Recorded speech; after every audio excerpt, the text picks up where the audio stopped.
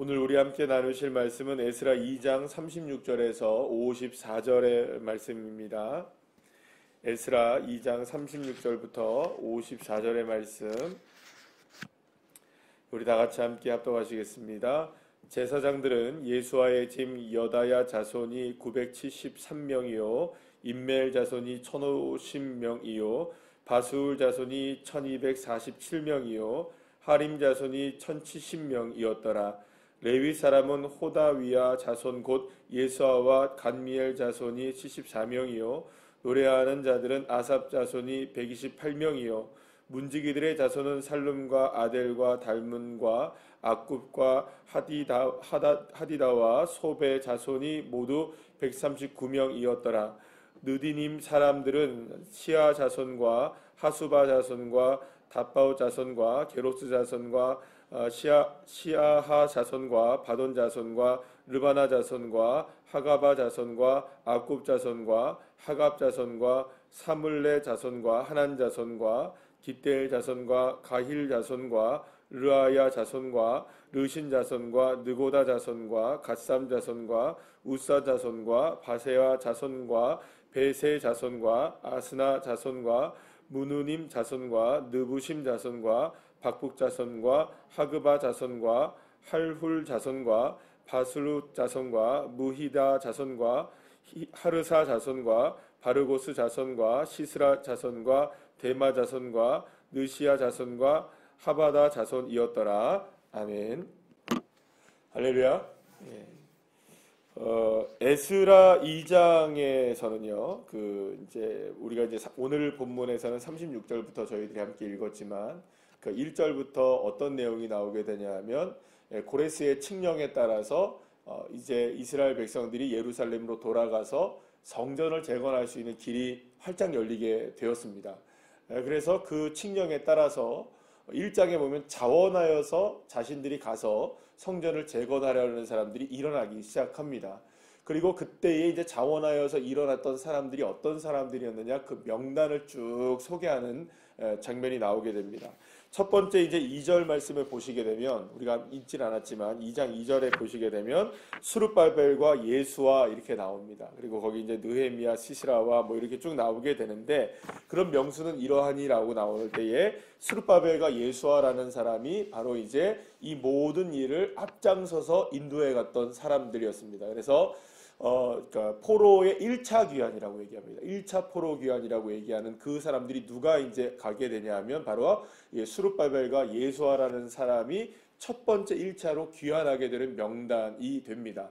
그러니까 이 사람들은 대표적인 사람들이죠. 그러니까 말하자면 지도자급들입니다. 그래서 스룹바벨과 예수아가 딱 먼저 이제 명단이 쭉 소개가 되고 그 자손들이 쭉 소개가 된 다음에 자 이제 36절 오늘 본문에 나오게 되면은 어떤 사람들이 나오게 되냐면 제사장들 그룹이 나오게 되고 또 40절에 보게 되면 레위 사람들 그룹이 나오게 됩니다.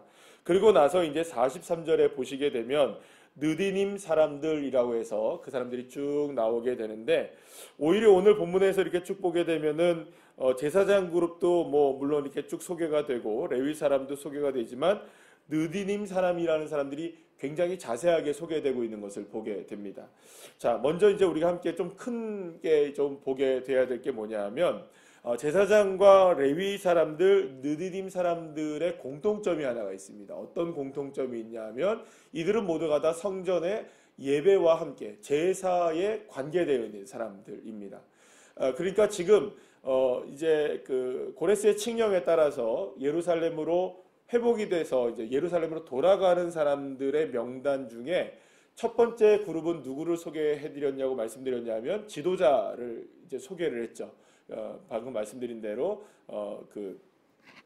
스룹바벨과 예수아를 소개하고 난 다음에 그 다음에 그룹으로 바로 누구를 소개하게 되냐면 제사장과 레위 사람들, 그 다음에 노래하는 사람들, 문지기 자손, 느부디님. 제가 지금 이제 노래하는 자손, 문지기는 이제 41절, 42절에 이제 살짝 포함되어 있는 사람들이고요. 그래서 이렇게 모두가 다 어떤 사람들이 소개되고 있냐면 첫 번째는 지도자, 그 다음에는 성전의 제사와 관계된 사람들을 쭉 소개하고 있는 것을 보게 됩니다. 자, 그럼 우리가 한번 생각을 해보시죠. 왜 이렇게 제사장 그룹과 레위 사람들, 노래하는 사람들, 문지기, 그 다음에 느디딤 사람들이라는 사람들이 포함되어 있느냐? 이렇게 보게 되면은 이제 성격이 분명한 겁니다. 지금 이스라엘 백성들이 유다 백성들이 이제 예루살렘으로 돌아가게 되는 목적이 분명하게 나타나는 거죠. 목적은 뭘까요? 예배의 회복인 거예요. 이렇게 성전이라는 건물의 회복도 물론 굉장히 중요합니다. 그럼 먼저 만약에 여러분 생각해 보세요. 건물을 회복하게 하려면은 뭐 굳이 이런 사람들을 먼저 쓸 필요는 없죠. 왜냐하면 건물을 세우는 거라고 생각하면. 그러니까 성전에 건물을 세우는 거라고 한다면 뭐 거기에서 나오는 여러 가지 사람들, 뭐 힘 있는 사람들, 뭐 어떤 뭐 설계자들, 아니면 뭐 이런 사람들, 뭐 이렇게 노동을 해야 되는 사람들, 이런 사람들을 앞세울 텐데 여기에는 지금 누구를 먼저 앞세우는 겁니까? 예배에 관계된 사람들, 제사에 관계된 사람들을 먼저 쭉 앞세우게 되는 것을 보게 됩니다. 제사장 그룹이 나오고 레위 사람들, 여러분들 나오게 되고 노래하는 사람들, 그 다음에 문지기들 또 쭉 나온 다음에 그 다음에 이제 나오는 사람들, 이제 느디딤 사람들이라고 나오는 사람들을 우리가 주목해 보려고 합니다. 느디딤 사람들은 오늘 굉장히 많은 자손들이 나오게 되는데요. 굉장히 자세하게 나옵니다. 여러분들 솔직히 말해서 이 제사장 그룹과 레위 사람들도 하나하나 거론하려면 굉장히 많았을까요? 안 많았을까요? 굉장히 많았겠죠. 이 자손들이 뭐 적지는 않았을 거입니다. 특히 이제 레위 자손들 같은 경우는 적지 않았을 거예요. 근데 오히려 레위 자손들보다도 느디딤 사람들이라는 사람들이 훨씬 더 많이 소개가 되고 있는데요. 도대체 이 사람들은 어떤 사람들이냐? 이 사람들은 이제 성전에서 수종드는 사람들입니다. 이렇게 성전에서 뭐 수종든다고 한다면 어떤 일을 한다고 얘기할 수 있냐면 굉장히 잡다한 일을 하는 사람들이에요. 그러니까 여러 가지 뭐 다양한 일들을 하는 사람들. 단순하게 뭐 청소로부터 시작해 가지고 여러 가지 다양한 뭐 물을 떠다 준다든지 아니면 뭐 뭔가를 날라준다든지 쓰레기를 버려준다든지 뭐 잡다한 일들을 하는 사람들이 다 어디에 포함되어 있냐면 이 느디딤 사람들입니다. 쉽게 얘기하면 무슨 일을 하는 사람들이냐? 막일을 하는 사람들입니다. 성전에서 막일을 하는 사람들. 그런데 여러분들 이 사람들이 어떤 사람들이었느냐? 그러면 여러분들이 원래는 이 사람들이 대우를 받았던 사람들일까요? 못 받았던 사람들일까요? 막일을 하는 사람들이. 뭐 그렇게 주목받지도 못했던 사람들이었을 것이고 그렇게 뭐 중요한 사람들이라고 생각하지도 않았던 사람들일 거예요. 근데 여러분들 잘 생각해 보세요. 우리도 그럴 때가 있습니다. 주변에 이렇게 보면은 이제 청소를 뭐 이렇게 구청에서 청소를 나오셔서 하시는 분들, 그 다음에 또 뭐 이렇게 주변을 정리해 주시는 분들, 뭐 재활용을 가져가시는 분들, 우리가 생각할 때는 그렇게 뭐 중요하게 여겨지지 않은 사람들처럼 보이잖아요. 근데 막상 여러분들 우리가 뭔가를 이렇게 정리하거나 뭔가 이렇게 쓰레기를 버린다거나 재활용을 버린다고 했을 때 그분들이 만약에 일을 안 해주신다면 어떡할까요, 여러분들? 굉장히 어려워져요, 우리가 굉장히 당황스러워집니다, 그죠? 여러분들 만약에 이제 뭐라 그럴까요? 뭐 명절이나 이런 좀 시간들이 좀 있을 때에 좀 명절이 긴다고 했을 때에 쓰레기가 산더미처럼 동네에 쌓여 있는 걸 여러분 보시죠. 그때서야 누가 생각이 나는 겁니까? 이렇게 허드렛 일을 하신다고 생각했던 우리 그런 분들이 눈에 정말로 보이지 않게 했던 그 일들이 굉장히 중요한 일이라는 걸 알게 됩니다. 여러분 그런데요. 이 느디딤 사람들이 바로 그런 일을 했던 분들이신 거예요. 보이진 않지만 꼭 필요했던 사람들. 어떤 사람들입니까? 성전에서 반드시 존재해야 되는 분들. 우리가 생각할 때는 별로 눈에 띄지도 않고 뭐 적은 일이라고 생각했던 그런 일들. 그리고 또 별로 하찮은 일들이라고 생각했던 그런 일들. 그래서 실제적으로는 예루살렘 성전이 있었을 때 당시에는 이 느디딤 사람들 같은 사람들은 대우를 받았을까요? 못 받았을까요? 제대로 된 대우를 받지를 못했던 사람들이었던 거예요. 그래서 여러분들 예전에 이런 사람들 중에 어떤 사람들이냐면 여러분들 기억나시는지 모르겠습니다. 기브온 사람들. 이 사람들이 어떤 사람들입니까? 옛날에 출애굽 당시에 멸망당할까 봐 먼저 항복하고 와가지고 거짓말로 속이잖아요. 그죠? 기억나십니까? 그런 일들이 있습니다. 그래갖고 이제 이 사람들이 속아가지고 그냥 먼저 자기들이 항복해갖고 와가지고 우리는 뭐 다 멀리서 당신들의 능력을 보고 여호와 하나님의 능력을 보고 막 거짓말로 막 꾸며가지고 왔는데 나중에 알고 보니까 그게 거짓말이라는 거 들통납니까 안 납니까? 근데 일을 어떻게 해요? 이미 받아들이기로 한 거를요. 그죠? 그래갖고 이제 그것 때문에 여호수아랑 이제 여러 가지로 문제가 생겼지만 어쩔 수 없잖아요. 그리고 또 그 다음엔 어떤 일이 벌어집니까? 그 사람들 때문에 전쟁이, 실제적으로 7년 전쟁이 계속 일어나게 되는 이런 일들이 벌어지게 되잖아요. 이 사람들은 사실은 어떤 출신들이냐? 사실은 어떻게 보면은 이방인 출신들인 거예요. 가나안 출신들. 근데 이들이 꿋꿋하게 지금까지 뭘 하고 있었던 겁니까? 성전에서 문지기 같은 역할들을 하고 성전에서 굉장히 허드렛 일을 끝까지 감당했던 사람들이 여기에 포함되어 있는 사람들인 거예요. 그러면 여러분들 이 사람들은 지금 어떤 상황이었느냐? 70년 동안 지금 포로기를 지났잖아요. 지금 성전에서의 제사가 멈춰지고 성전이 파괴된 이후에 모든 사람들이 다 어디로 끌려갔습니까? 지금 바벨론으로 끌려가서 70년이 지났어요. 그럼 70년이 지났으면 이들은 지금 어떤 상황이 된 거냐?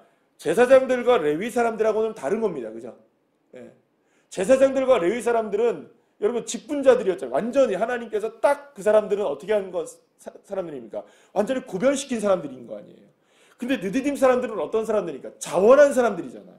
진짜로 자원해서 자신들의 조상들이 끊임없이 뭘 했던 사람들입니까? 성전에서 이렇게 잡다한 일들을 하면서 이런 허드렛 일을 했던 그런 일들이었는데 70년쯤 되면 여러분들 신분이 바뀌어도 몇 번을 바꿨겠죠. 그랬을까요? 안 그랬을까요? 그렇죠. 뭐하러 여러분들 나 같으면 그런 일을 안 하겠다. 그죠? 이렇게 생각할 수 있을까요? 없을까요? 만약에 이제 가서 내가 일을 한다고 해도 이제는 뭐 내가 굳이 뭐 내가 허드렛 일 같은 거 하려고 내가 뭐하러 가겠어요, 여러분들? 안 그럴까요, 여러분? 70년이나 지났는데? 여러분들 예전에 만약에 여러분들 생각해 보세요. 우리가 이제 시대가 변했지만 만약에 생각해 볼게요. 쉽게 생각해 보면 70년 전, 100년 전에 우리 가문이 예를 들어서 우리 가문이 죄송합니다. 이렇게 얘기할 수 있는 거죠. 노비였을 수도 있겠죠, 그죠? 아니라고 믿습니다. 우리가 아니라고 생각을 하지만 100년 전에, 200년 전에 우리는 그럴 수도 있었겠죠, 그죠? 우리 조상들은 다 양반이셨을까요? 물론 여기 다 양반 가면 아닐 수도 있는 거예요. 제가 안동건 씨의 35대선에 제가 양반 가문이라고 얘기를 하고 있지만 올라가 봐야 하는 거죠. 그것도 그죠? 뭐 족보 요즘에 뭐 별로 그렇게 잘 모르니까 예를 들어서 우리가 노예는 아니었지만 노비 가문에 우리가 살았다고 쳐볼게요. 어느 뭐 대궐 같은 집에 우리가 노비로 우리의 조상들이 있었는데 우리가 다시금 그곳으로 가야 된다. 그러면 가시겠습니까? 안 가시겠습니까? 그 신분으로 가시겠어요? 안 가죠. 어떻게든 세탁을 해가지고 나도 양반이었네 하겠습니까? 안 하시겠습니까? 얘가 그렇다는 거야. 얘가. 그런데 사랑하는 여러분, 성전이 회복되어지고 가장 필요로 하는 사람들이 제사장이고 레위 사람들인 건 분명해 보입니다. 왜 그럴까요? 뭐 그 예배를 드려야 되니까. 이 사람들 없으면 될까요? 안 될까요? 안 되죠. 제사장 없으면 안 되죠. 레위 사람들 없으면 안 되죠. 그래서 여러분 진짜 중요한 사람들은 어떤 사람들인 거예요? 정말로 자원하셔야 될 분들은 제사장과 레위 사람들은 가면은 그 일들을 원래 했던 사람들이고 폼나는 사람, 죄송합니다. 이렇게 얘기해서. 드러나는 사람들이고 폼나는 사람들이고 괜찮게 인정받는 사람들이고 노래하는 사람들을 이 아삽 사람들 같은 경우는 노래하니까 와 박수 쳐 그죠? 문지기는 여러분들 딱 이렇게 문 딱 이렇게 지키고 있으니까 얼마나 제복 입고 있을 거 아니에요, 그죠? 근데 여러분 이 느디딤 사람들은 다른 거예요. 정말로 이 사람들은 자원해서 해주지 않으면 안 될 사람들인데 이 사람들이 지금 어떻게 하고 있는 겁니까? 어느 곳에 숨어 있는지 몰랐는데 정말로 예배를 드려야 한다고 예배를 딱 해야 된다고 성전을 재건해야 된다고 얘기가 딱 나오자마자 어디서 나오는지 모르겠는데 이 사람들이 전부 자원하여서 이게 지금 다 모여 살았을까요, 여러분들? 이 사람들이? 그렇지 않잖아요, 여러분들. 얼마나 많은 곳에 흩어져 살았겠어요. 근데 고레스의 칙령이 나오자마자 여러분들 마치 내가 항상 마음속에 하나님이 70년 만에 우리를 예레미야 선지자의 그 예언의 말씀 그 한 가지 우리가 포로로 다시금 되돌려 가서 우리가 예루살렘에 가서 성전을 만약 재건하게 될 때가 오면 우리는 반드시 하나님의 뜻 앞에 내가 소망을 가지고 내가 비록 느디딤 후손이지만 내가 이 마음을 가지고 내가 성전에 이 허드렛 일을 하기 위해서라도 내가 이 먼 타국에서 내가 본향인 예루살렘으로 가겠습니다라고 마음 먹고 있지 않았다면 가겠습니까? 안 가겠습니까? 못 가는 사람들인 거예요. 이 사람들만큼은. 사랑하는 여러분, 여기서 굉장히 중요한 걸 우리가 발견하게 됩니다. 첫 번째는 예배의 회복이 뭘까라는 걸 우리가 생각해 보셔야 돼요. 예배의 회복. 하나님이 지금 성전을 회복시키면서 예배를 회복시키기를 원하시고 계시잖아요. 이 에스라서의 가장 중요한 부분이 바로 그것입니다. 그런데 여기에서 가장 중요한 부분이 있는 거예요.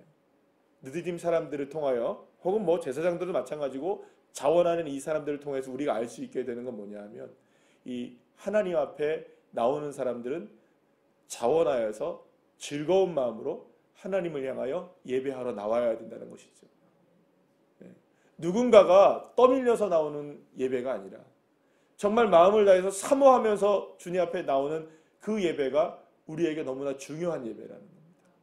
특별히 주님 앞에 그냥 나오는 것이 아니라 나는 비록 허드렛 일을 한다 할지라도 성전에서 하루를 내가 산다 할지라도 그 성전의 뜰을 밟으며 내가 그곳에서 사는 것이 나의 삶의 목표와 내 꿈이라는 믿음을 가지고 있었던 사람들이 이 느디딤 사람들 아니었겠습니까? 얼마든지 흩어질 수 있고 얼마든지 숨을 수 있고 얼마든지 더 이상은 내가 그런 일 안 하며 살아갈 수 있을 사람들이었음에도 불구하고 어디에서 숨어 있었는지 몰랐지만 이런 사람들이 드러날 때 이런 사람들이 자원할 때 그때야말로 진정한 회복의 역사가 일어나는 것입니다.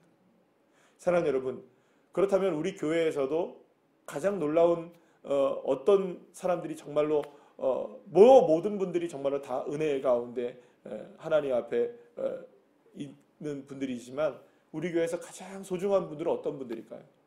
사랑하는 여러분, 정말로 보이지 않는 곳에서 수고하시는 분들이십니다. 작지만 작은 곳에서라도 보이지 않게 한 곳에서라도 수고하시는 그분들이 정말로 하나님께서는 그 수고를 결코 헛되게 보지 않으시는. 그래서 여러분들 어떻게 보면은 교회 안에 이렇게 쭉 있다 보면 청소하러 오시는 분들, 또 뭔가 이렇게 봉사하러 오시는 분들, 뭔가 이렇게 정리하러 오시는 분들, 뭔가 이렇게 한 번 더 보시려고 하시는 분들, 내가 하겠습니다 하는 분들, 그런 분들을 통하여서 더 하나님의 예배는 풍성해지게 되는 것이죠.